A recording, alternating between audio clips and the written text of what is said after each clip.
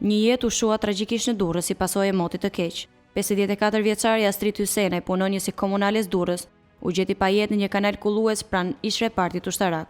Ai ishte nisur për në punë në orët e para të mëngjesit, por dyshohet se u mor nga rrjedha e ujit gjatë përmbytjeve të shkaktuara nga rreshjet intensive të ditëve të fundit. Prej disa ditësh Durrësi ndodhet në gjendje emergjente.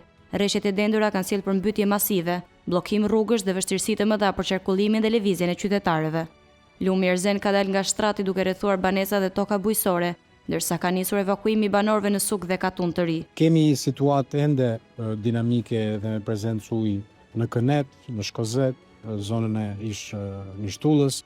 Situata problematike shtrihet edhe në qytete të tjera të vendit si Vlora, Fieri, Lezhë dhe Shkodra. Edhe Lumi Vjosa ka dalë nga shtrati duke përmbytur qindra hektar tokë dhe 10 banesa, ndërsa autoritetet kanë urdhëruar evakuime të menjëhershme në zonat më të rrezikuara.